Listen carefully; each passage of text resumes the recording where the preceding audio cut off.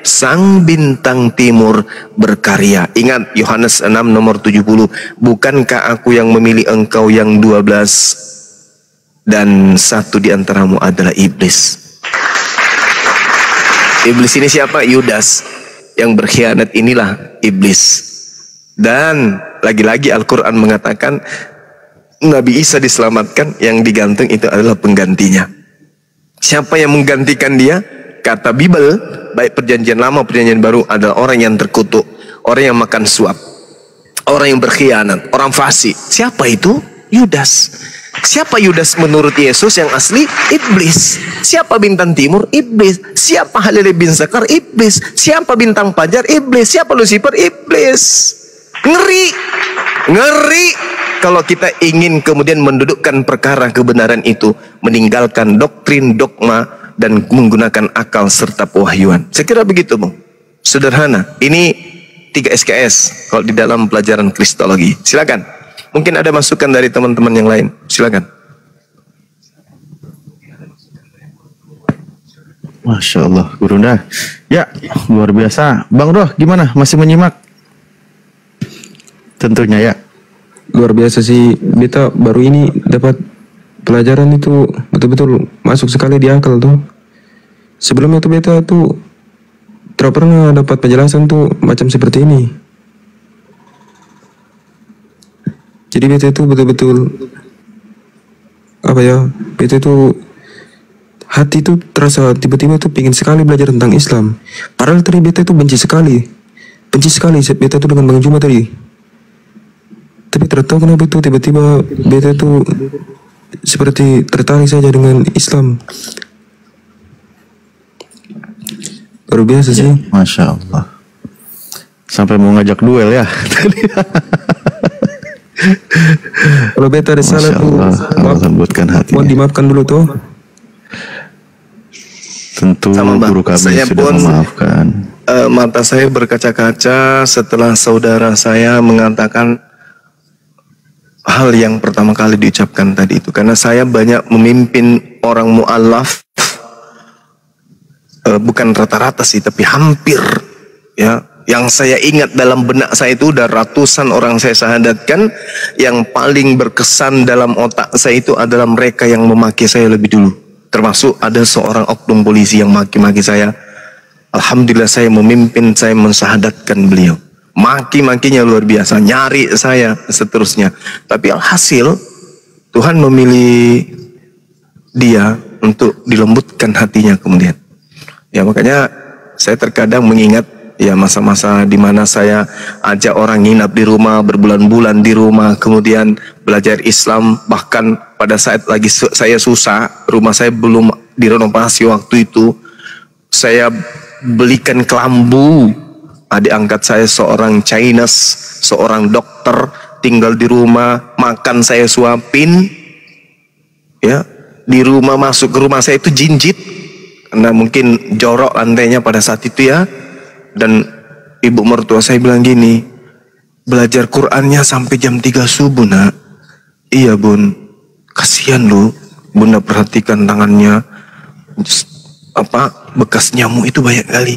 Bisa nggak belikan kelambu di pasar? Saya beli pasar Butong, saya beli kelambu. Begitu dia pulang dari kampus, tuh kak kenapa pakai kelambu?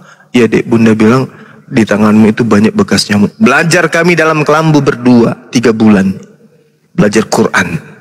Dia tanya bagaimana caranya janin itu bisa ada roh di dalamnya. Ini gimana? Kayak mana ceritanya? Dia tadinya sudah, pertama dia Kristen, habis itu dia agnostik, dia tidak percaya karena dia seorang dokter. Begitu belajar tentang rahim, dia tidak percaya ada kematian, ada kehidupan setelah kematian. Gimana ceritanya? Nggak mungkin. Saya jelaskanlah kemudian surah Al-Waqiah, saya jelaskan surah Yasin. Lama-lama dia penasaran. Akhirnya syahadat, diusir dari rumahnya, tinggal di rumah. Saya 3 bulan pakai kelambu tidur sama. Sampai kadang saya suapin makan kalau dia lagi belajar tentang ilmu kedokterannya. Lalu mudah-mudahan dia dengarkan ilmu kedokteran, pelajari di bahasa Inggris semuanya sambil belajar. Aduh kak, cepat kak, saya lapar tapi saya juga harus ujian ini. Jadi saya suapin sambil dia belajar. Dia ingat itu pasti. Sekarang alhamdulillah ini semester terakhir dia ngambil jurusan S2-nya, ambil jurusan bedah saraf jantung. Doakan beliau, mudah-mudahan beliau istiqamah dan menjadi seorang dokter yang ahli di bidangnya. Itu adik angkat saya tuh. Amin ya Allah. Ya Rabbal Alamin. Tadinya juga nantang saya. Keras penantangannya sama saya. Dibilangnya saya apa? Fanna. Apa fanna itu? Kutanya, kamu selalu bilang saya fanna. Apa itu? Kalau saya ngajar bela diri, kan kebetulan dia murid saya. Belajar bela diri, dia bilang, wah apa sih fanna ini? Kalau dia mungkin kesal karena cara saya ngajak mendidiknya keras. Fanna. Apa anak ini bilang fanna? Jadi pada saat dia sudah syahadat, Dek, ada saya mau tanya sesuatu. Apa kak? Kamu kenapa selalu bilang fanna? Oh, fanna itu tapi jangan kakak tersinggung ya. Kenapa dek? Fanna itu bagi komunitas kami, Islam itu ada agama komunitas yang rendah. Oh gitu. Iya, sambil dia peluk saya waktu itu. Maaf ya kak. Wah nggak apa-apa lah, masalah pun itu. Silakan aja, itu hakmu untuk mengatakan itu. Tapi sejak itu dia nggak lagi pernah mengucapkan kata itu. Gitu ceritanya, sejarahnya. Dia pokoknya dia benci sama Bang Sumi, itu benci kali. Alhamdulillah dia sangat sayang sama abangnya ini. Ya, dia sangat benci. Dan ini mungkin bisa saya sampaikan, orang tuanya yang punya restoran di Ambon waktu itu, nama restorannya Kendedes. Mungkin teman orang-orang Ambon tahu. Maaf saya kalau harus buka ini, tapi nggak apa-apa, ini pelajaran. Saya kira begitu ya, bencinya dia kepada Islam. Wah, benci kali pun. Bahkan sudah masuk Islam pun masih, aduh kak gimana mau dibacain kayak ulat-ulat bulu ini, tulisannya kayak mana? Kata dia, pelajari aja dulu, pelototin aja dulu, nanti kau jatuh cinta. Alhamdulillah dia jatuh cinta. Jatuh cinta, benar-benar jatuh cinta kepada Al-Quran. Saya naik motor, bonceng dia, atau saya di atas mobilnya, dia Alhamdulillahi Rabbil Alamin Ar-Rahmanir-Rahim. Banyak cerita-cerita lucu yang kami lalui bersama, termasuk dikeroyok orang gara-gara dia pesan nasi goreng sama pengunjung. Dari pinggir jalan dia pergi pesan nasi goreng, tapi pesan nasi gorengnya bukan pada penjualnya, sama pengunjung yang lagi duduk di pinggirnya penjual. Deng, mas katanya, apa? Nasi gorengnya 2 ya. Langsung berdiri anak muda itu, siram dia pakai air. Datang melapor, kak, kenapa kau basah? Saya disiram air kak. Kenapa? Saya salah pesan. Maksudnya? Saya pesan bukan sama orangnya tapi pengunjungnya lagi mabuk. Mudah-mudahan dia dengar dan dia ingat. Lucu pokoknya. Kayak gitu saudara Roh Kudus ya. Bahwasanya benci bisa jadi cinta. Kalau hidayah itu sudah datang, kebenaran itu sudah datang, karena Al-Quran itu hanya bisa disentuh oleh mereka yang mau menggunakan akal. Jangan pernah mimpi orang yang tidak menggunakan akal bisa menyentuh Quran, nggak bisa. Paling menghujat, paling menghina, menista. Berbeda dengan Bible. Semakin kita datang ke Bible membawa akal, kita semakin jauh dari Bible. Tapi kalau kita datang ke Bible tanpa menggunakan akal, kita akan semakin dekat ke Bible. Itu fakta. Coba aja, coba Anda rasakan. Anda mulai hari ini menggunakan akal membaca dalil-dalil Bible, pasti akan semakin jauh dan semakin ragu. Percaya, jangan sebut nama saya Bang Subah kalau tidak. Tapi kalau Al-Quran berbeda. Begitu datang dengan akal, maka kita akan cinta dan sangat sayang pada Quran. Makanya umat Islam itu dari bayi diajarin Quran. Satu-satunya umat di atas muka bumi yang mencintai kitab sucinya melebihi cintanya kepada yang lain, itu hanya umat Islam. Makanya di dunia ini, kalau Anda ketemu dengan seluruh bule atau seluruh suku, seluruh bangsa, Anda pertemukan dalam satu lapangan besar, Anda suruh baca surah Al-Fatihah, maka seluruh lapangan besar itu akan paham. Bangsa apapun dari negara manapun pasti paham. Kenapa? Umat Islam diajarkan mencintai kitab sucinya. Artinya mereka mencintai firman Allah, firman Tuhannya. Tapi kalau orang Kristen, kita kumpulkan jangan 100 suku. 2 suku aja, suku Bugis dan suku Toraja Anda kumpulkan, suruh yang bahasa kitab Toraja suruh baca Torajanya, yang Bugis akan bingung. Apa? Karena sangat tak ikut tandai ambek nape ya. Terus kadang deko patito. Nah, kayak gitulah. Begitupun sebaliknya. Ya, silakan. Kalau boleh jujur, beta dulu itu pernah bakar Al-Quran tuh. Bencinya beta dengan Islam itu. Iya. Al-Quran beta bakar. Iya, Masya Allah. Kalau begitu itu apa beta itu masih diterima tuh atau Iya. diterima? Hidayah itu ketika Anda masuk ke Islam, semua dosa-dosa yang lalu-lalu pernah Anda lakukan terhapus bersih seperti bayi yang baru lahir. Dan amalan atau perbuatan baik yang pernah Anda lakukan pada saat masih Kristen itu tetap dicatat sebagai kebaikan, sebagai amal. Waalaikum. Bang Zuma izin. Saya Bang, silakan. Ini saya mau tanya dulu nih, Roh Kudus ini Ambon mana? Kamu ngomong Ambon kok bata-bata begitu, kamu ngaku Ambon pakai beta-beta. Saya NTT. Kamu NTT jangan pakai beta-beta. Kalau NTT kamu ngomong aja biasa. Kenapa rupanya? Kau tak terima kah? Tak terima kau tipu-tipu di room ini, kau bohong lagi. Tiba-tiba apa kau? Kau jangan banyak bicara saja. Coba. Kau mau baku pukul kah? jangan. Saudara Gesi ini dari mana rupanya? Cari koin enggak, kau mau tipu-tipu guru-guru kita. Kau bicara Saya dari apa Maluku, kau? dari Kei, Bang. Oh iya. Sudahlah bang, nggak apa-apa bang, santai bang. Iya, beliau mau belajar Islam, nggak apa-apa pun itu, Dia tipu-tipu itu Gurunda. nggak masalah Bang, nggak masalah. Kau kalau mau ketemu Masanya dengan itu beta, bata-bata itu, bohong-bohong dia itu. kau kalau mau ketemu dengan beta datang. Sudah, nggak bagus itu. Sudah. Bagus, salah paham ini, dia lagi belajar itu. Oh, buka video saya, kau lihat saya siapa? Sudah itu Bang Gesi, dia lagi mau belajar Bang Gesi, nggak apa-apa. Kau mau tahu saya, kau buka video saya, kau tahu saya siapa? Udah Bang. Ini adik kita mau belajar, nggak apa-apa. Kau mau tipu-tipu Bang lagi? Zuma. Iya, Iya, Krista, salam. iya. Saya awalnya ngira ke Bang Zuma tuh galak loh, ternyata baik. Alhamdulillah. Takut saya tuh seperti agak sensitif. Saya baik, nggak pernah makan sabun loh, sumpah. Jujur. Iya, saya tertarik pengen belajar banyak nih. Alhamdulillah. Iya, Dari sekte Bang. mana, Mbak? Ya Pak Bang, ya dari Katolik. Tritum. Oh, Tritum juga. Iya. Itu sih masih Tritungnya sih. Jadi ya agak bingung sih sebenarnya dengan ya kayak dewa-dewa apa-apa gitu. Ya, memang Tritung itu hampir mirip sama Trimurti sih. Krishna itu katanya ya Kristus itu. Gimana ya Bang? Kayaknya aku ini perlu banyak belajar ini. Ya puji syukur bertemu guru yang tepat ini, wawasannya banyak. Enggak sih, belum pantas disebut guru. Cuman kehadiran saya itu, Mbak, awalnya bersama dengan Ahisugi itu karena membaca, kemudian adanya link Isa dan Islam, kemudian ada yang disebut FFI waktu itu ya, FFPI, yang membahas tentang Al-Quran tapi dengan cara yang tidak benar. Nah itu awalnya tuh. Ini kok kenapa ada orang kayak gini? Setelah saya periksa data-datanya, ternyata yang membuat itu orang Kristen tapi membahas Islam tapi dengan cara yang yang salah. Begitu saya lama-lama ternyata tujuannya untuk menjebak generasi Islam itu untuk membenci Islam itu sendiri.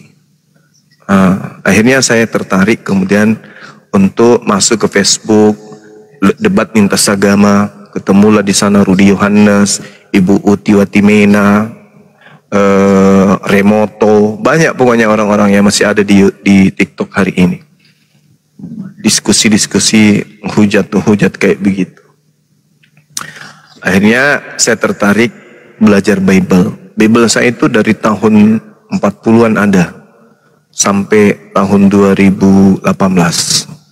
Itu lengkap di lemari saya. Saya pelajari, saya kutuin satu-satu. Tujuannya apa? Bukan untuk mencari kekurangan, enggak.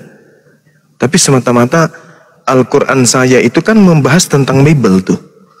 Fawailul lilladzina yaktubuna al-kitaba bi'aidihim summa yaquluna hadza min indillah. Celakalah orang yang menulis sebuah buku dan mengatakan itu dari Allah padahal itu dari dirinya sendiri. Ini saya pelajari, ini buku siapa? Ternyata setelah saya baca Bible, itu rupa-rupanya penulis Bible itu tidak ada legitimasi dari Yesus. Satu pun. Lukas, Markus, Matius, Yohanes, Petrus, 13 buku Paulus dan buku yang masih misterius yaitu buku Ibrani yang kita tidak tahu siapa penulisnya. Itu ternyata tidak ada sedikit pun legitimasi dari Yesus. Artinya Al-Quran sudah menerangkan ini 1400 tahun silam adanya penulis yang mengatasnamakan Tuhan. Kemudian berbicara mengenai Kristen. Laqad kafaral ladzina qalu. Ternyata yang berbicara Kristen di sini adalah orang yang mengatakan bahwa manusia yang lahir tanpa ayah ini adalah salah satu dari unsur 3 pribadi tentang Allah. Bahas lagi tentang Kristen.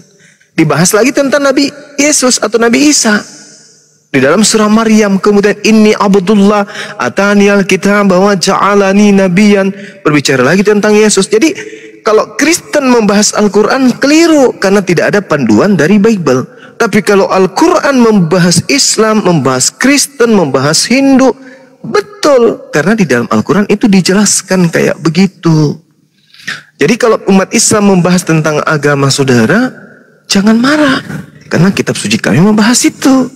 Dan negara kita menjamin untuk setiap penduduknya beragama sesuai dengan kepercayaannya masing-masing. Kepercayaan saya Islam, Islam membahas tentang 3 aspek tadi. Jadi tidak ada larangan kepada saya untuk membahas itu. Hanya saja mungkin cara saya yang mau diperbaiki. Pelan-pelan diperbaiki. Tetapi Al-Quran membimbing saya juga. Ud'u ila sabili rabbika bil hikmah. Serulah manusia kepada jalan Tuhanmu dengan cara-cara yang hikmah, dengan cara yang baik. 1. Jangan kau berdebat dengan ahli kitab kecuali dengan cara-cara yang baik. Illalladzina zalamu minhum, kecuali terhadap orang-orang yang zalim di antara mereka. Maksudnya kepada orang yang zalim ini apa? Mereka yang menghujat, menghina, merendahkan, mengajak perang. Maka kata Allah harus keras kepada mereka. Keras tujuannya bukan untuk merusak fisik. Keras bukan untuk kemudian melakukan pertentangan, tidak. Keras dalam arti kata meluruskan mereka yang bengkok hatinya dengan cara tegas. Begitu Mbak. Tapi mungkin ya orang punya sudut pandang yang berbeda terhadap Bang Suma gitu. Iya, sekarang kan saya ada di titik kayak agnostik gitu ya. Jadi ya nggak terikat dengan apapun sih. Jadi lebih pengen banyak belajar. Kayak sepertinya minim ini ya. Ya Bang Zuma, saya senang buka ini kah Bang? Buka privat atau apa yang berbayar. Aku nih pengen ini loh Bang. Pengen belajar banyak. Pengen belajar banyak tentang agama-agama ini, kok kenapa ya banyak, terus kok ada dewa-dewa. Bang Zuma ini ya luar biasa. Salut saya. Siwa itu roh suci, roh kudus, Krishna itu Wisnu, Bapak itu mirip Trimurti ya.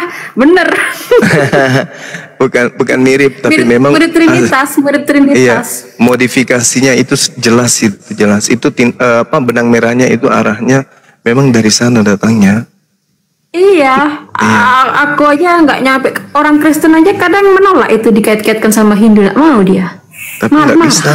Itu kisahnya sejarahnya ke sana emang. Emang sebenarnya sejarahnya kalau ditarik benang merah ke sana, tapi mereka marah-marah Kak Mustian. Orang Kristen asli. Makanya ya aku karena gini, kalau memang mentok di Kristen nggak mungkin ada Islam. Kenapa Islam kok masih lahir? Iya. Padahal Injil sudah ada, makanya kan perlu dipertanyakan. Nabi Muhammad kan juga menciptakan agama juga bukan karena keinginannya sendiri, karena perintah langit. Nah, makanya saya tuh lebih agnostik gitu, nggak mau karena ingin apa ya? Ingin tercerahkan dulu lah, nggak mau fanatikin ini gitu loh Kak. Mau nyari jalan kebenaran dulu lah. Iya, jadi kayaknya saya ini kenapa? Saya hanya boleh meminjam pengajaran yang pernah saya ajarkan kepada anak didik saya di pondok. Saya katakan gini kepada mereka. Iya Kak. Pencipta alam semesta ini begitu sempurnanya pengetahuannya sampai segala aspek yang ada pada diri kita manusia yang memiliki akal ini, itu kita tidak tahu. Contoh, kita tidak mengerti bagaimana struktur tubuh kita ini. Lambung kita di dalam, usus kita di dalam, jantung kita, empedu kita, kayak mana di dalamnya, kita nggak tahu. Padahal kita mengaku inilah diri kita, tapi kita nggak tahu. Kita hanya hidup, diberikan pengetahuan, diberikan jasad, tapi kita tidak mengerti. Bahkan ketika kita tertidur, untuk mengetahui jantung kita ini berdetak, aliran darah ini kemudian mengalir terus-terusan, bahkan napas yang membuat kita hidup, kita tak ada urusan untuk itu pada saat kita tertidur. Tapi kok bisa hidup kita besok pagi itu loh. Ini siapa coba? Siapa yang melakukan ini? Tentu unsur yang maha suci. Unsur yang maha suci berarti tidak ada unsur makhluk pada dirinya. Kalau ada unsur makhluk berarti punya kelemahan. Nah, Al-Quran mengatakan laisa kamislihi syai'. Kitabnya orang Yahudi mengatakan tidak serupa dengan apapun. Yeremia 10 nomor 6. Yang menciptakan itu tidak serupa dengan apapun. Berarti dia adalah hakikat yang berdiri sendiri. Disebut khalik, pencipta, dan bukan ciptaan. Nah, itu pasti tuh. Nah, ketika kita melihat diri kita, saya sampaikan kepada anak didik saya katakan gini. Artinya Tuhan kita itu maha mengetahui dong ya. Iya katanya. Kalau Tuhan kita itu maha mengetahui, ketika dia berfirman, ditorehkan firmannya dalam sebuah kertas, lalu dibukukan dia menjadi sebuah kitab. Kira-kira dia mengucapkan satu perkataan yang bisa bertentangan dengan otak manusia atau gimana? Anak-anak saya waktu itu diam. Begini anak-anakku bilang, Tuhan yang menciptakan manusia dengan seabrek pengetahuan, dengan setinggi kemudian kedudukan di antara makhluk yang lain. Ada yang disebut akal, ada insting, ada sugesti, ada perasaan, ada nilai yang muncul kemudian ketika manusia itu melihat, ada hasil yang kemudian ketika manusia itu berbicara, ada kemudian sebab akibat di dalam kehidupannya. Artinya yang menciptakan lebih tahu daripada manusia.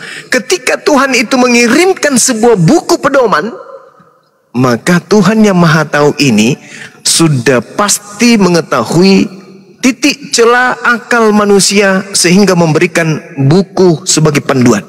Nah, tidak mungkin buku panduan ini akan bertentangan dengan rasio manusia, nggak mungkin. Apabila ada sebuah kitab yang dianggap suci bertentangan dengan akal manusia, maka ada dua hal. Yang pertama, kitab suci itu palsu, atau yang kedua, Tuhannya ini palsu, atau dua-duanya palsu.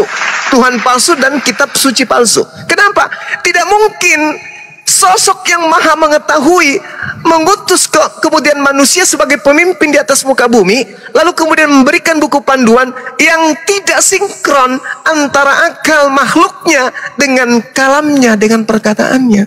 Dan alhamdulillah Al-Quran selalu berpelukan dengan mesra dengan akal manusia. Tapi kalau kita, mohon maaf, kalau kita berbicara mengenai Bible, na'udzubillah tsumma na'udzubillah, sesuatu yang kita buka di dalamnya pasti tabrakan dengan logika. Kalau ini firman Tuhan, berarti Tuhannya tidak maha tahu. Kenapa? Akal dia ciptakan, ini kitab dia ciptakan, tapi dua-duanya hancur berantakan, tidak sinkron. Berarti Tuhan ini belum layak disebut Tuhan.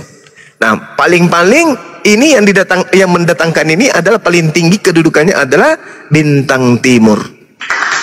Karena kalau dari sang pencipta alam semesta tidak mungkin bertentangan. Coba Al-Quran begitu turun, Iqra bismi rabbikal ladzi khalaq, khalaqal insana min alaq, Iqra wa rabbukal akram, alladzi 'allama bil qalami 'allamal insana ma lam ya'lam, kalla innal insana la yatagha. Rangkaian daripada firman yang ditorehkan Al-Quran kemudian tak ada secuil pun bertentangan dengan ilmu kedokteran. Tak ada secuil pun yang bertentangan dengan akal manusia. Kalau ini berasal dari manusia yang hidup 1400 tahun silam, mustahil. Mustahil. Mustahil. Tidak tahu kenapa saya tiba-tiba keluar air mata tuh dengar Bang Juma tadi baca apa tadi? Saya tidak tahu itu. Ya, Tiba-tiba saya keluar air mata. Allah. Maha suci Allah. Nah, ini mustahil. Mustahil seorang Nabi Muhammad, kalau bukan karena utusan pencipta langit dan bumi, mustahil dia tahu, dia ngerti, dia paham ini. Mustahil. Mustahil itu. Artinya, ketika tidak ada kesalahan, tidak ada tolak menolak antara akal manusia, ilmu pengetahuan terkait dengan embrio, terkait dengan kedokteran, terkait dengan geografi, terkait dengan apapun itu yang termasuk dalam disiplin ilmu, tidak bertentangan dengan Al-Quran, berarti ini bukan dari Nabi Muhammad. Ini tentu ada backingannya. Siapa dia? Allah Subhanahu wa ta'ala yang kemudian memberikan buku panduan. Ingat, saudara-saudaraku, pabrik yang baik ketika mengeluarkan produk, maka tidak mungkin objek daripada mesin dengan buku panduannya itu bertentangan. Itu nggak mungkin. Kalau ada pabrik mengeluarkan kendaraan misalnya motor metik, tapi dilengkapi dengan sebuah buku panduan, tapi buku panduannya itu isinya adalah menerangkan tentang mesin komputer, apakah nyambung? Nggak nyambung. Berarti pabriknya ini gagal produk. Tapi kalau ada pabrik menciptakan karya, membuat karya kendaraan metik, lalu kemudian buku panduannya juga cocok dengan kendaraan metik itu, berarti pabrik ini luar biasa. Ini pabrik loh. Bagaimana mau dikatakan Tuhan kalau manusia punya akal bertentangan dengan bukunya? Berarti buku ini bukan dari Tuhan, bukan. Bukan, sungguh bukan. Bukan dari Tuhan. Makanya di Al-Quran mengatakan, fawailul lilladzina yaktubunal kitaba bi'aidihim summa yaquluna hadza min indillah. Ada mereka orang-orang berangan dan menduga-duga, mengarang buku dari tangannya sendiri lalu mengatakan ini dari Allah untuk menyesatkan orang. Ada. Al-Quran mengatakan itu. Orang Arab, orang jahiliyah, tapi mereka pintar. Orang Arab itu orang terbelakang pada masanya. Datang Nabi Muhammad SAW mengajarkan satu unsur, sejazirah Arab tunduk atas kenabiannya. Andai saja ini bukan rahmat, ini bukan hidayah, ini bukan pemberkatan dari pencipta langit dan bumi, begitu beliau meninggal, Arab kembali jahil. Arab kembali jahil, kembali jahil. Iya, Bang Juma. Itu pasti. Tapi faktanya sampai hari ini kerajaannya masih berjaya. Iya sih. Coba bayangkan aja nih. Bukan saya karena Islam ya, bukan karena Islam. Coba kita terangkat naik pesawat ke atas, tinggal taruhlah ada alat untuk kita naik ke atas 1 kilo tingginya. Duduk di atas ketinggian di atas bumi ini 1 kilo. Kita melihat, berarti kalau kita 1 kilo ini kan mungkin dilihatlah Surabaya, Bali dan segala macam. Dengarkan azan kemudian. Allahu Akbar, Allahu Akbar, La ilaha illallah. Kita lihat nih, orang Islam itu apa? Andaikan atap-atap rumahnya dan atap-atap masjid itu kebuka, maka apa yang kita lihat? Allahu Akbar. Mereka akan bersamaan serentak mengangkat tangan. Habis itu Allahu Akbar, ruku mereka. Begitu mereka sujud, menggambarkan seperti apa indahnya itu dari atas. Dilihat, terangkat juga begitu. Beri salam juga begitu, kompaknya. Artinya apa itu? Itu lambang tauhid, lambang satu Tuhan aja yang harus disembah. Kenapa ada arah kiblat? Karena menunjukkan bahwa ilmu hikmatnya adalah kita menyembah kepada satu Tuhan. Yesaya 66 nomor 23. Sabat boleh berganti sabat, bulan berganti bulan, tetapi seluruh umat manusia akan datang sujud menyembah beribadah kepada Aku. Siapa yang menggenapi itu? Umat Islam. Umat Islam. Yang menggenapi itu umat Islam. Tapi Yesaya 66 nomor 15 sampai 17 18, Tuhan akan datang bersama dengan kobaran api-apinya, akan membakar dan menghanguskan semua orang yang pemakan babi dan pemakan tikus serta pemakan makanan yang menjijikan. Siapa yang menggenapi itu? Ya Kristen. Masing-masing punya jatah. Yang sujud menyembah kepada Allah Islam, yang dibakar karena makan babi Kristen. Masing-masing punya jatah. Silakan dengan jatah masing-masing. Nah, siapa yang mengatakan itu? Kitab yang dianggap suci oleh saudara-saudara kita Yahudi dan juga digenggam oleh saudara Kristen hari ini, meski hanya dijadikan sebagai aksesoris.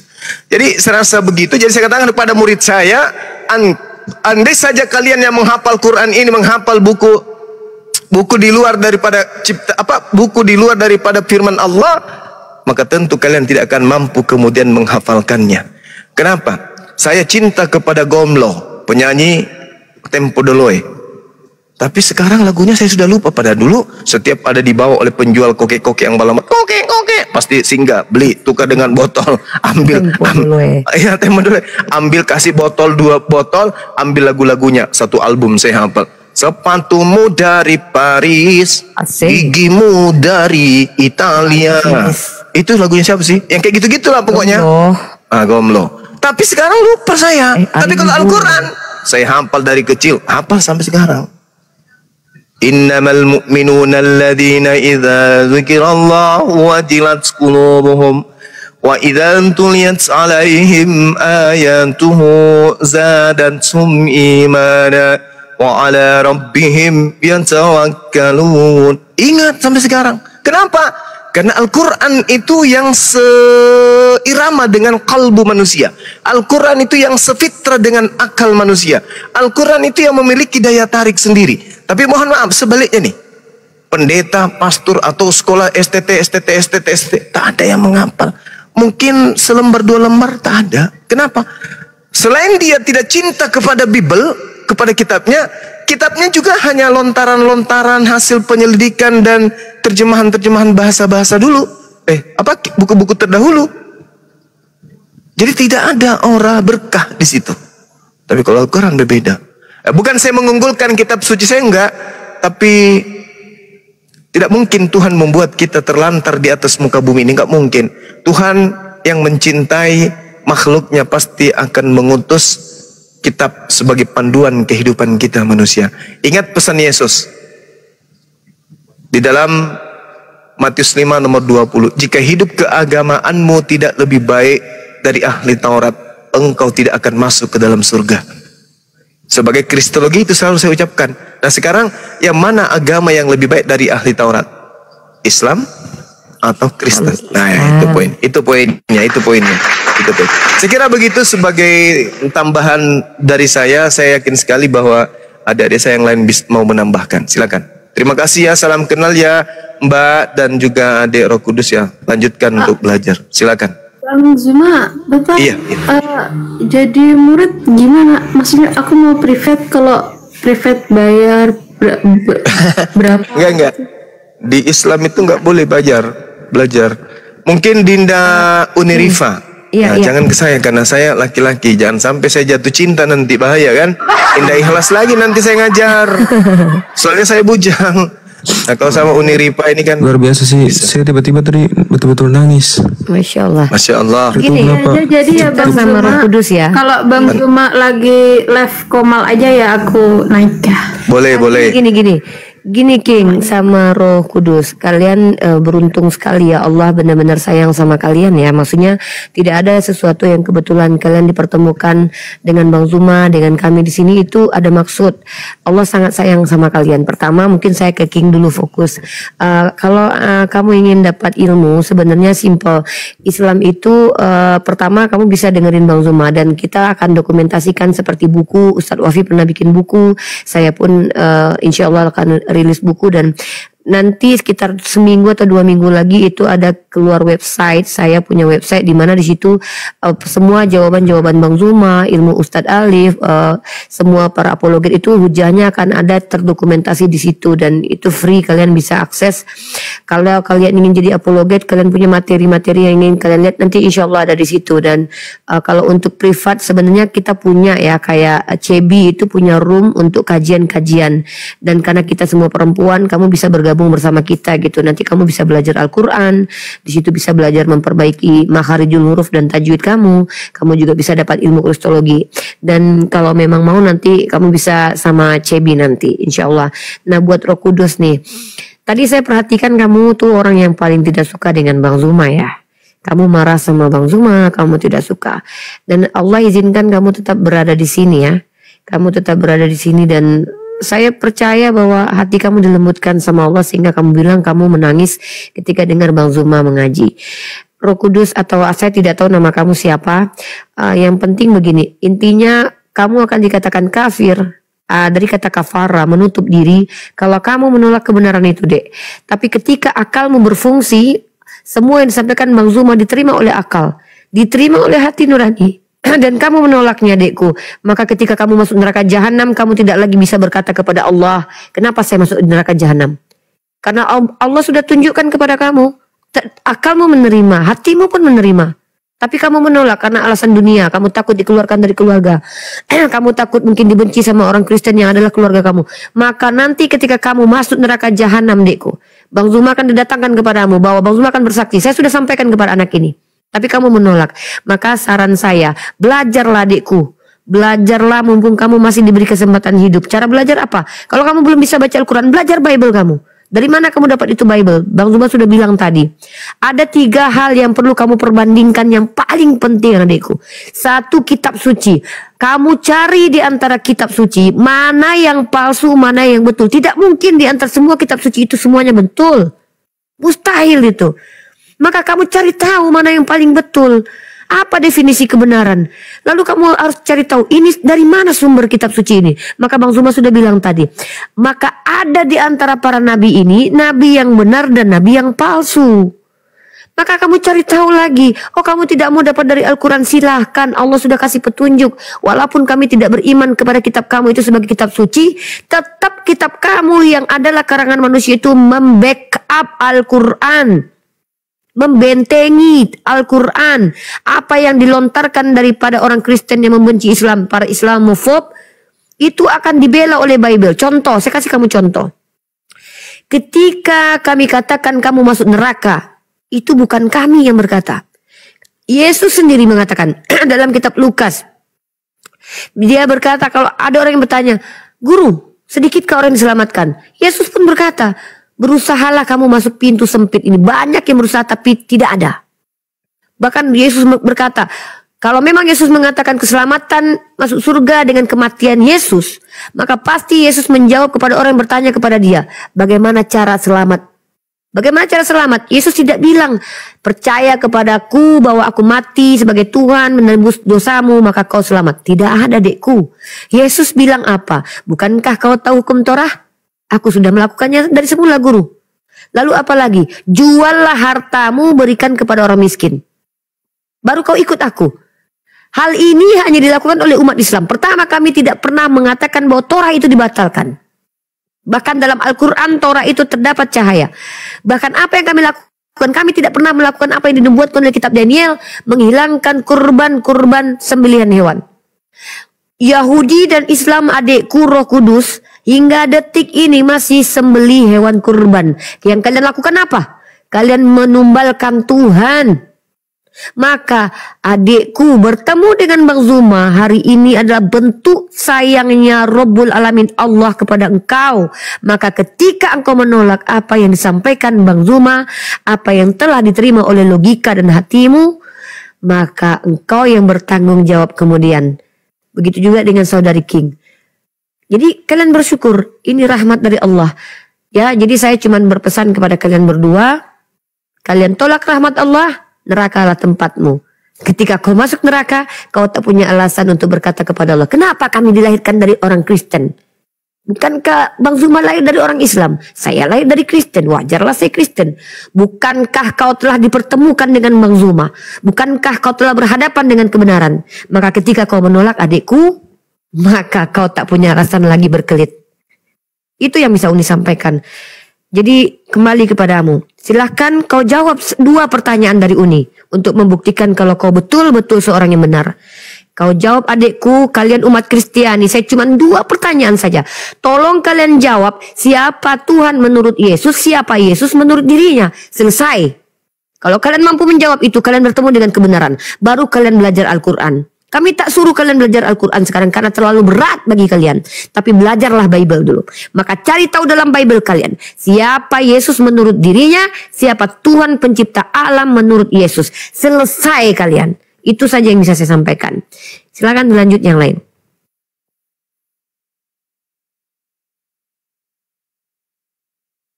Fandi, jangan tidur Fandi. Kau turunkan nanti Fandi. Bang Zuma, saya tertarik tentang bintang timur tadi tuh gimana Bang Zuma? Serius? Iya, kalau berbicara mengenai bintang timur, Yesus tidak pernah ngaku. Ya, Yesus tidak pernah mengaku. Bayangkan aja itu ya, di dalam Yohanes 17 nomor 8. Segala firman yang engkau berikan kepadaku telah aku sampaikan kepada mereka, dan mereka telah menerimanya. Mereka percaya dengan pasti bahwa engkaulah yang telah mengutus aku. 1, ini dicamkan ini. Yesus menerima firman dari A sampai Z. Dia sudah sampaikan kepada pengikutnya. Setelah sampai firman itu kepada mereka, apa yang terjadi? Murid percaya Yesus Rasulullah. Murid percaya Yesus utusan Allah. Muridnya nih, segala firman. Sedangkan pendeta, mohon maaf, cuman comot-comot. Yohanes 13 nomor 13, Yohanes 10 nomor 30. Apalagi Yohanes 1 nomor 1, Yohanes 1 nomor 14, Yohanes 1 nomor... Comot-comot. Yesus mengatakan jangan comot-comot, segalanya telah aku sampaikan, dan murid-muridku percaya bahwa engkaulah yang telah mengutus aku. Coba. Jadi murid Yesus setelah menerima semua firman, level tertingginya penghargaannya kepada Yesus, Yesus ini adalah benar-benar utusan Tuhan. Selesai. Nah, Yesus mengajar level tertingginya, sekaitan dengan pertanyaan Dinda Unirifa, siapa Yesus menurut Yesus? Yesus mengajar segala firman, mau dipercaya sebagai Tuhan atau mau dipercaya sebagai utusan Tuhan. Yohanes 8, benar ya, nomor 42. Yohanes 11 nomor 42. Aku tahu engkau selalu mendengarkan aku, dan orang yang banyak mengelilingi aku ini, aku telah mengatakannya kepada mereka, agar mereka percaya bahwa engkaulah yang telah mengutus aku. Yesus mau agar orang-orang percaya dia utusan Tuhan. Murid-muridnya betul percaya Yesus utusan Tuhan. Klop. Masih kurang. Baca Yohanes 5 nomor 36 kalau masih kurang. Apa kata Yesus? Ada kesaksianku yang lebih penting dari kesaksian Yohanes, bahwa segala pekerjaan yang aku lakukan, pekerjaan itulah yang aku lakukan sekarang, dan pekerjaan itulah yang telah bersaksi tentang aku, bahwa engkaulah yang telah mengutus aku. Jadi kesaksian Yesus tentang dirinya siapa? Segala pekerjaan dimaksud yang mana? Mujizat, tanda-tanda kekuatan, membangkitkan orang mati, orang lumpuh berjalan, orang buta melihat, itu semua telah aku lakukan, dan itu semualah yang bersaksi bahwa aku ini bukan utusan setan, aku ini utusan Tuhan. Tapi apakah Yahudi terima? Ada yang terima, tapi sebagian besar menolaknya. Lalu Kristen ini dari mana rupanya, Cak Ayu?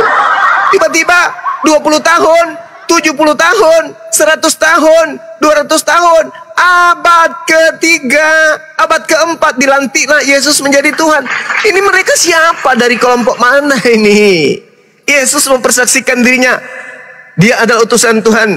Murid-muridnya mempersaksikan Yesus gurunya, utusan Tuhan. Yesus mau dipercaya dirinya, utusan Tuhan. Yesus bahkan mengatakan, waspadalah kepada penyesat yang datang memakai namaku. Waspadalah kepada Mesias palsu. Mesias ini maksudnya apa? Yesus palsu yang akan datang memakai namaku, Matius 24 nomor 24, dan akan menyesatkan banyak orang, bahkan orang-orang pilihan juga.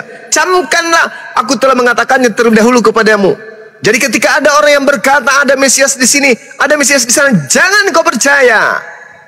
Sebab kedatanganku nanti ditandai dengan cahaya yang bersinar dari timur sampai ke barat. Terakhir, coba mbak ini atau adik ini baca Kisah Pewarta 1 nomor 11. Malaikat berkata, wahai orang Galilea, Yesus yang kalian lihat terangkat ke langit atau ke surga, itu juga akan datang kedua kalinya, sama seperti caranya ketika dia naik ke langit. Nah, naik ke langit dengan jasadnya, berarti turun juga ke bumi dengan jasadnya. Yang datang kepada Paulus dengan jasad enggak? Tidak. Yang datang kepada penulis wahyu dengan jasad enggak? Tidak. Lalu siapa itu? Bintang timur. Siapa bintang timur itu? Baca Yesaya 14, nomor 12, nomor 13, nomor 14, nomor 15, 16, dan seterusnya. Baca dengan runut. Ternyata bintang timur ini adalah malaikat yang ingin menyamai Tuhan, malaikat yang ingin menandingi Tuhan, malaikat yang ingin menyetarakan dirinya dengan Tuhan, malaikat yang ingin memberontak, ingin mengkudeta Tuhan, ingin menggantikan Tuhan dengan dirinya yang bertahta kemudian. Na'udzubillah tsumma na'udzubillah. Lalu kalau begitu dahsyatnya, apakah dia akan tinggal di goa aja duduk-duduk gitu? Apakah kalau begitu dahsyatnya si Halale bin Sakar ini akan hanya tinggal aja di gunung-gunung sembunyi gitu? Enggak, dia akan turun, dia akan keluar, dia akan merasuki manusia untuk bisa manusia itu jahat.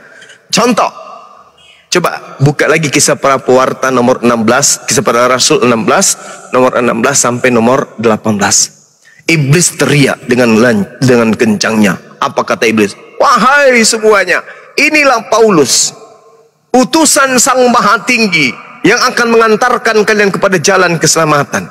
Apa yang terjadi dengan Paulus ketika iblis teriak-teriak begitu berhari-hari?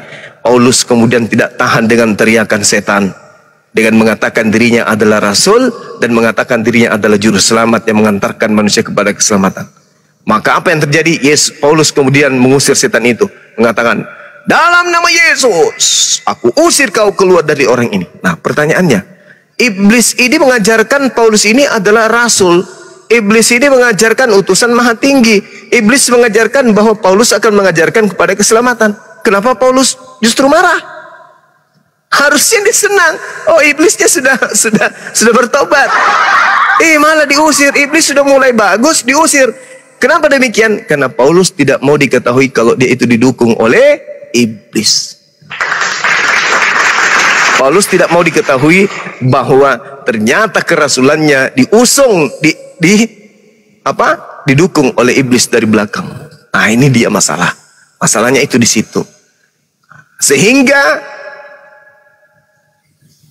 ada makhluk yang datang memperkenalkan dirinya. Aku Yesus, tunas Daud, sang bintang timur. Mati meja. Bintang timur. Ya, aku bintang timur. Andai saja kita tidak belajar perjanjian lama, bisa jadi orang tertipu dengan pengakuan makhluk ini. Tapi sayangnya ada perjanjian lama yang menerangkan bahwa yang disebut bintang timur itu adalah Lucifer yang ingin menyamai Tuhan. Berarti yang datang kepada penulis kitab Wahyu itu adalah Lucifer. Perjanjian lama ayat berapa Kak Suma? Yesaya 14 nomor 12 sampai nomor 15 aja diperdalam. Siap.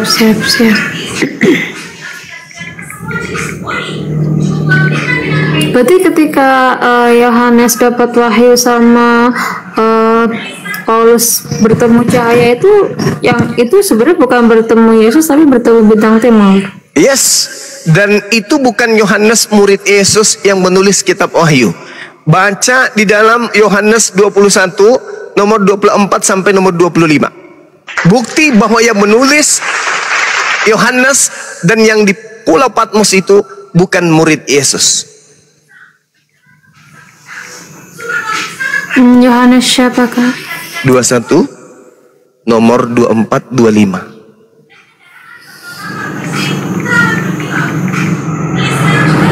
Itu kalau bukan Yohanes murid Yesus berarti Yohanes yang siapakah? Kita tidak tahu. Oh. Kita nggak tahu. Lagi-lagi kita tidak tahu. Ya mungkin kita bisa tanya kepada pakar-pakarnya. Ada Tia Blossom, ada Bang X aja, ada Mencel. Jadi iblis itu apa bisa kayak menyamar, bukan menyamar sih Kak, maksudnya dalam bentuk cahaya-cahaya itu iblis bisa datang juga ya? Yes, bahkan di Bible dikatakan bahwa iblis bisa menyamar menjadi malaikat terang. Nah, sedangkan yang datang kepada Paulus itu tidak menyamar sebagai malaikat, dia menyamar sebagai manusia loh. Coba ada ini baca di dalam kisah para rasul 22 nomor 9. Akulah Yesus manusia dari Nazaret. Dia tidak mengaku malaikat, tapi dia mengaku manusia. Nah, endingnya di mana? Kalau Yesus aja yang adalah Mesias, Yesus aja yang adalah Nabi dan Rasul utusan Tuhan, dibuli oleh iblis, dipermainkan oleh iblis sampai dibawa ke bumbungan bait suci dan seterusnya. Apalagi Paulus, mantan pembunuh murid-murid Yesus. Yesus aja dibuli, Yesus aja dimainin sama setan, sama iblis. Apalagi Paulus. Berarti Paulus ini dipakai oleh iblis untuk membawa manusia ke dalam neraka. Makanya Al-Quran mengatakan, wa ikhwanuhum yamuddunahum fil gayyi tsumma la yukassirun. Sesungguhnya saudara-saudara orang kafir itu adalah saudara-saudara mereka adalah orang-orang kafir. Saudara-saudara mereka ini maksudnya iblis itu adalah orang kafir yang bertugas untuk menyesatkan manusia, dan mereka tidak akan pernah berhenti untuk tidak menyesatkan. Mereka akan menyesatkan terus. Al-Quran juga mengatakan wa kanal kafiru ala rabbihi zahira. Orang kafir itu adalah penolong setan di dalam durhaka kepada Tuhan. Jadi orang kafir menolong setan untuk mengajak manusia-manusia lain agar setan berhasil membuat manusia ini bersama dengan dirinya masuk ke dalam neraka. Terakhir dari saya, ini renungan kepada siapapun yang ada di sini, yang dibawa orang Kristen. Kita lihat dalam Kejadian 12 nomor 3. Apa kata Tuhannya Abraham di sana? Wahai Abraham, aku akan memberkati orang-orang yang memberkati engkau Abraham, dan akan mengutuk siapapun yang mengutuk engkau Abraham. Kita nggak usah cari yang mengutuk deh. Kita cari aja dulu yang memberkati. Umat Islam di dalam sehari semalam, setiap mereka ibadah, itu mereka akan selalu melakukan pemberkatan kepada Abraham. Allahumma salli ala Sayyidina Muhammad, Allahumma salli ala Muhammad wa ala ali Sayyidina Muhammad, kama sallaita ala Ibrahim, kama sallaita ala Ibrahim wa ala alihi Ibrahim wa ala ali Sayyidina Ibrahim. Jadi setiap umat Islam itu sholat pasti melakukan pemberkatan kepada Abraham. Kejadian 12 nomor 3, aku Tuhan akan memberkati siapapun yang memberkati engkau Abraham. Berarti umat Islam masuk. Karena umat Islam minimal 17 kali dalam sehari semalam. Dalam sehari semalam loh dek. Jadi kalau misalnya hidupnya sampai 80 tahun, 90 tahun, berapa kali dia melakukan pemberkatan kepada Abraham? Muntah-muntah, tumpah-tumpah. Dan Tuhan mengatakan, aku akan memberkati siapapun yang memberkati engkau Abraham. Coba bayangkan itu. Jadi umat Islam ini adalah umat yang diberkati. Di dalam Yeremia 29 nomor 11 Tuhan mengatakan apa? Aku tahu rancangan-rancanganku tentang engkau, yaitu rancangan tentang shalom. Shalom ini apa? Islam. Islam ini apa? Damai sejahtera. Yesus mengatakan dalam Yohanes 14:67, kutinggalkan shalom untukmu, kutinggalkan Islam untukmu, kutinggalkan damai selamat untukmu, damai sejahtera untukmu. Makanya di dalam Lukas 24 nomor 36, Yesus tidak mengatakan selamat siang, selamat malam, selamat pagi, tidak. Tapi Yesus mengatakan apa? Assalamu alaikum, shalom alaikum. Umat Islam ketemu, assalamualaikum, keselamatan atasmu saudaraku. Yang mendengarkan itu yang diucapkan menjawab waalaikumsalam, dan atasmu juga kepada keselamatan, dan atasmu juga adanya keselamatan. Saling mendoakan. Tapi kalau orang Kristen ketemu selamat siang, yang diselamatkan siapa? Bintang fajar, bintang timur, bintang gilang gemilang. Asik. Selamat siang, selamat siang, selamat malam, selamat malam. Selalu saja matahari yang selalu diselamatkan. Kenapa sih? Kenapa tidak mengatakan aja selamat bagimu Martin, selamat bagimu juga John? Ini tidak, matahari yang dikasih. Selamat siang Pak. Mataharinya nggak pernah dilupakan orang ini. Ada apa? Simbol-simbol itu ada apa? Ada apa? Kenapa itu nggak bisa dihilangkan? Ya iblis nggak mau. Iblis bersumpah, dan Tuhan mengatakan dalam Al-Quran juga demikian. Di dalam kitab saudara juga mengatakan, kitabnya Yahudi juga mengatakan, aku akan mengadakan permusuhan. Sudah selesai, itu sudah kaidah itu. Jadi siapa yang menjadi pasukan iblis di sini? Yang kedua, setelah itu, yang mengutuk engkau. Siapa yang mengatakan bahwa Nabi Abraham itu memiliki budak? Siapa yang mengatakan bahwa Abraham ini menghamili budak? Siapa yang mengatakan bahwa Ismail ini anak zina? Siapa yang mengatakan Ismail ini anak tidak sah? Siapa yang mengatakan Ismail ini bukan anak tunggal? Siapa yang mematikan akalnya bahwa anak kedua adalah anak tunggal? Siapa? Siapa yang mengatakan Ismail anak tidak sah, berarti sama halnya dia menuduh Abraham telah berzina. Siapa yang menuduh Abraham telah berzina, berarti sama halnya dia telah mengutuk Abraham. Agama mana itu? Islam kah? Agama Kristen. Ngeri, serem. Seram sekali. Belum lagi kalau kita berbicara mengenai penebusan dosa. Nabi mana di atas muka bumi ini yang pernah mengajarkan menebus dosa dengan menggunakan anak orang? Ada. Nabi mana? Yesus datang ke atas muka bumi mengajarkan kaumnya mempersembahkan apa? Persembahan hewan kurban. Di mana dalilnya? Matius 8 nomor 4. Perlihatkanlah diri kalian kepada imam, dan persembahkanlah persembahan seperti persembahan yang diperintahkan oleh Nabi Musa. Nabi Musa pernah memerintahkan mempersembahkan anak manusia rupanya? Tidak. Lalu apa? Baca Imamat 1 nomor 2. Katakanlah kepada orang Israel, apabila mereka hendak mempersembahkan persembahan kepada Tuhan, hendaklah ia mempersembahkan hewan ternak. Apa itu? Kambing, domba, lembu, sapi. Makanya di dalam kitab saudara, lagi-lagi kepada kitab yang tidak dikenal penulisnya, dalam kitab Yohanes 1 nomor 29, dia menuduh Yesus itu sebagai anak domba Tuhan. Untuk apa? Untuk supaya orang-orang Kristen, pengikut bintang timur, menganggap dosanya sudah ditebus dengan membunuh anaknya orang di atas tiang salib. Na'udzubillah tsumma na'udzubillah. Siapa yang ngajarin? Bintang timur. Kalau Yesus pernah diajarkan itu? Tidak pernah. Lalu siapa yang menitipkan pesan ke atas muka bumi? Kamu gak usah khawatir yo. Kenapa? Nggak usah khawatir tentang dosa-dosamu, mencuri, merampok, memperkosa, membunuh, bla bla bla bla. Jangan kau khawatir. Kenapa? Karena semua dosa-dosamu telah ditebus oleh Yesus di atas tiang salib. Wah, hebat kali bah. Bagaimana dengan Yesus? Jangan dalam kehidupan kita, jangan dalam kehidupan kita, tetapi dalam kehidupan akhir dibangkitkan dari kubur. Apa kata Yesus? Yohanes 5 nomor 29. Baca.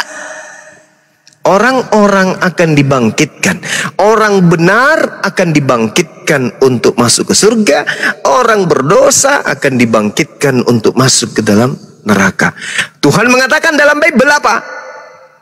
Tuhan akan datang untuk membalaskan manusia berdasarkan perbuatan masing-masing. La haula wala quwata illa billah. Kok bisa kayak begitu?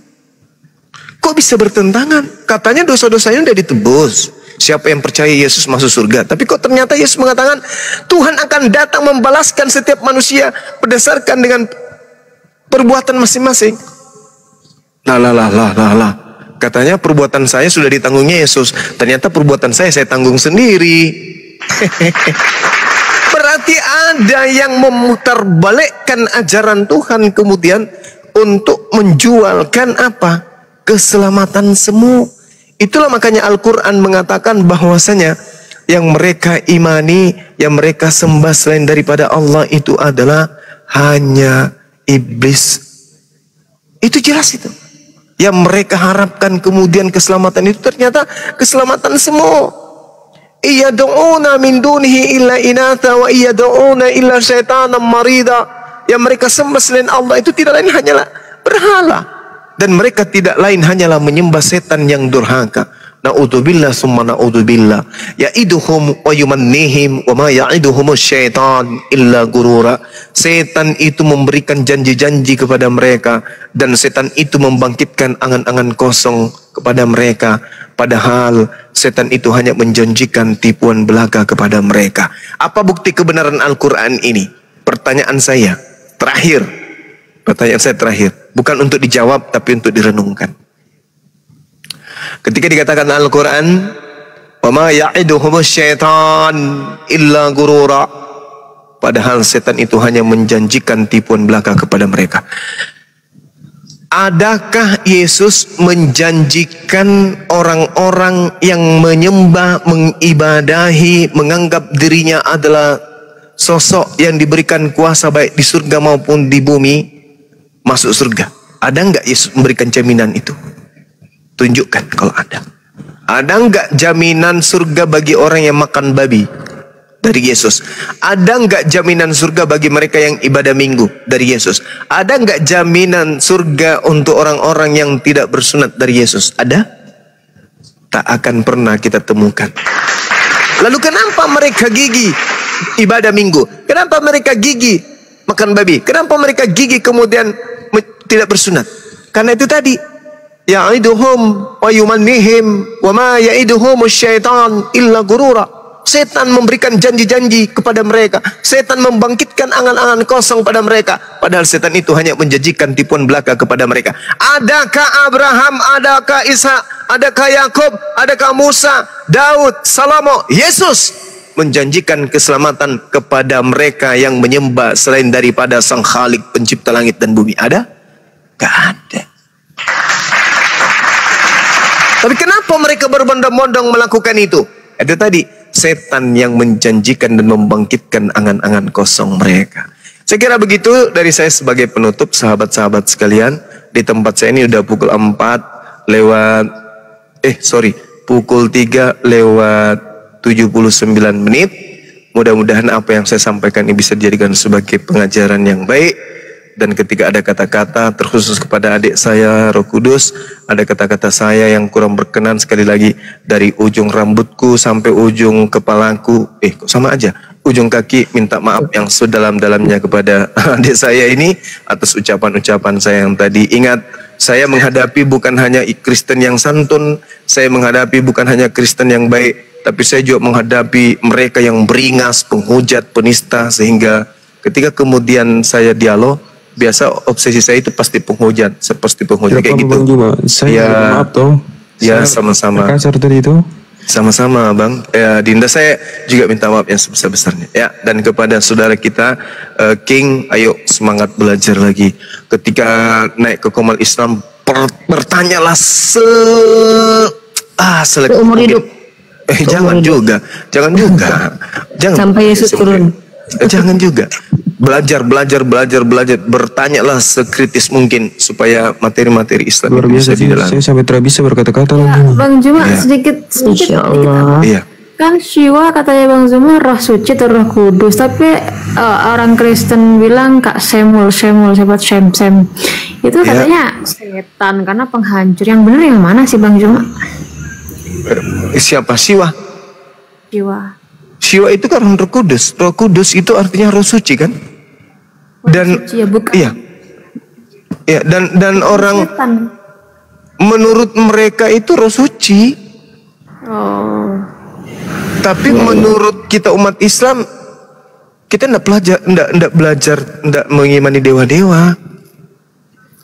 Roh suci itu menurut mereka yang Hindu ya, Bang Zuma Iya, ya. mereka menyebutnya Shiva. Oh, roh Holy suci itu Spirit. Shiva itu. Iya, Holy Spirit. Kalau Hantu di suci. Kalau di Kristen itu disebut Pneuma Hagios. Holy Ghost. Holy Ghost. Jadi dikatakan bahwa itu adalah roh yang murni, roh halus, gitu loh maksudnya. Hantu.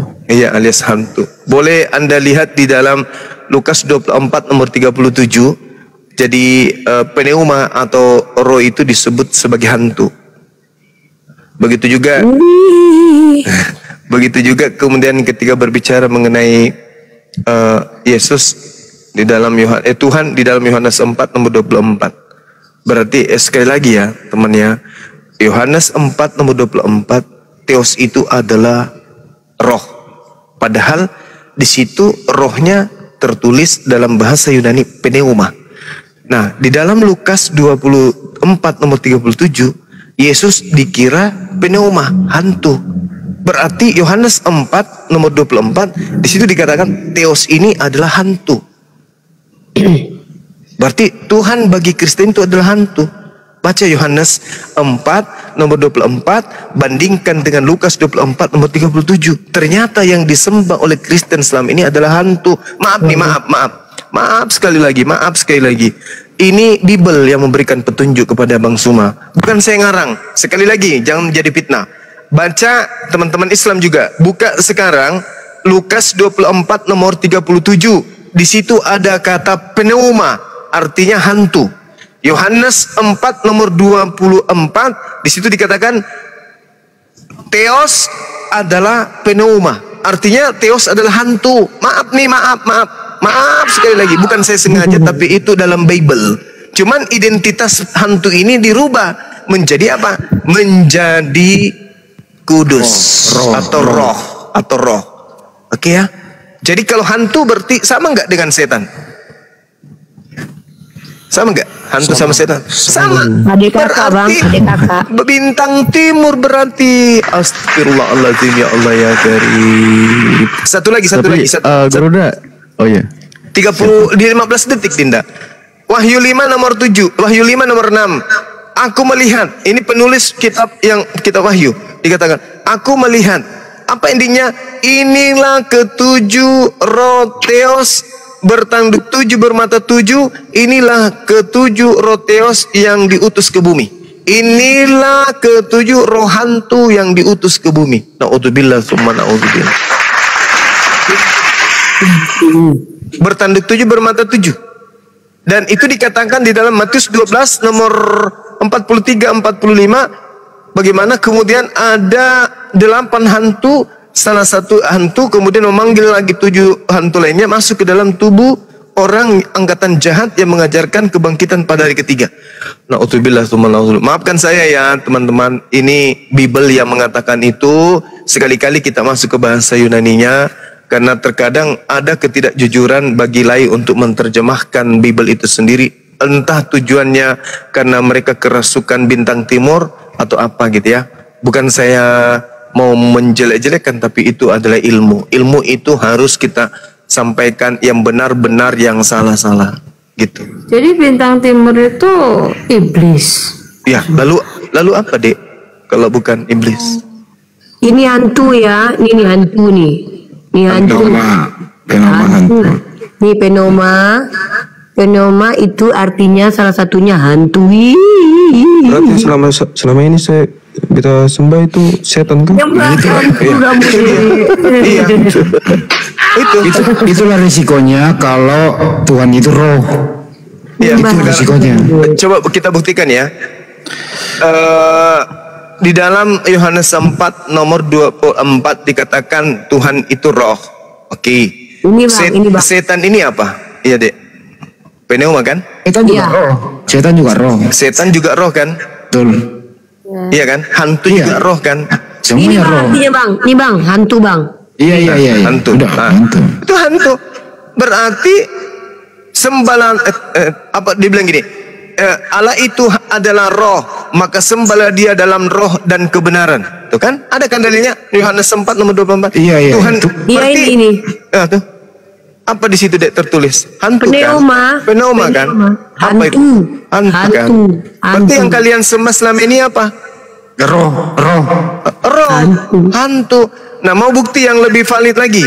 Baca Matius 4 nomor 1 coba Dinda Uni Rifa. Oke. Bisa nggak dibesarin? Bisa.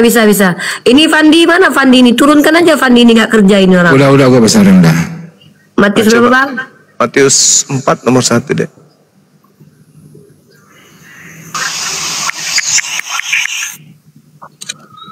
Ini ya. Apa coba di situ? Maka Yesus dibawa oleh roh. Roh itu siapa sih? Roh itu di sini sama ini pneuma bang. Apa itu artinya? Original teksnya aja buka dong. Coba. Ini sama. Ini Hantu pneuma. kan? Hantu kan? Hantu. Ah. Roh nih, mana hantu. Ah. Berarti dibawa kan? Ih, Iblis dibawa oleh roh untuk dicobai iblis. Hantu. Nah, berarti Yesus dibawa hantu untuk dicobai hantu. Ah, ngeri kali lah. aduh. Udah cukup. Udah ya teman-teman. Di sini di tempat saya sudah pukul berapa nih? Pukul 3 lewat 87 menit. Masya Sekarang udah mau 4:30 kali. 4:30. Ya udah cukup dulu ya. King, insya Allah besok malam kita ketemu lagi. Insya Allah besok lah ya. Sebelumnya beta terima kasih itu sudah dijelaskan oleh Bang Juma tuh. Iya, sama-sama. Kita juga berterima Kasih ya Bang Juma, Kak Ya, Andi. sama-sama. Ya, makasih sama-sama. Dengan agama Islam. Siap, Besok sama-sama. Coba Iya. si Roh ini dulu bicara bentar. Nanti beta hubungi tadi Ustadz siapa? Alif. Boleh DM, aku udah follow. Nomor telepon langsung ya. Oke. Soalnya jarang kalau ngobrol di DM Tolong dulu aku Bang Juma susah. ya. Ya, Siap. kasih. Untuk kita menutup ini silakan Ustaz Alif dengan doa kafaratul majelis. Silakan Ustaz. Oke, baik, terima kasih Bang Andi dan semua. Saya izin tadi sedikit saja menyampaikan juga yang lebih jujur mengartikan lagi ada di 1 Yohanes 5 nomor 7 versi KJP langsung menyebut Holy Ghost, hantu suci, itu langsung menyebut kata Holy Ghost. Oke, para guru Harusnya semua. jangan disebutkan itu. Itu yang membuat saya terharu. Itu soalnya udah jujur banget nyebutnya langsung hantu. Memang betul berarti selama ini beta ini kena doktrin Bapak Pendeta itu. Ini bantu adikku, kamu deh, ya Allah. Cukup udah. Oke, Tapi- mungkin Itulah. siap. Oke, kalau begitu terima kasih. Alhamdulillah pemaparan ilmu yang sangat luar biasa dari guru kami, dari panglima kami. Alhamdulillah kita sebagai umat Islam semakin kuat imannya, dan kawan-kawan yang sedang mencari kebenaran semoga menemukan kebenaran yang hakiki, yang sesungguhnya, karena kebenaran itu datangnya dari Tuhan. Janganlah engkau termasuk orang-orang yang ragu, harus berani membuka hati ya untuk menerima itu kebenaran. Terima kasih. Mohon maaf apabila ada perkataan yang salah atau kurang yang berkenan, yang sudah menyaksikan juga baik di live TikTok maupun di live YouTube, di semua channel-channel yang melivekan ini. Kepada Allah kami mohon ampun, dan kita tutup bersama dengan doa kafaratul majlis. Bismillahirrahmanirrahim. Subhanakallahumma wa bihamdika asyhadu an la ilaha illa anta astaghfiruka wa atubu ilaik. Akhirul kalam, salam tauhid, salam satu Tuhan. Jayalah Islam, jayalah Indonesia. Allahu Akbar. Kurang lebih itu. Assalamualaikum warahmatullahi wabarakatuh.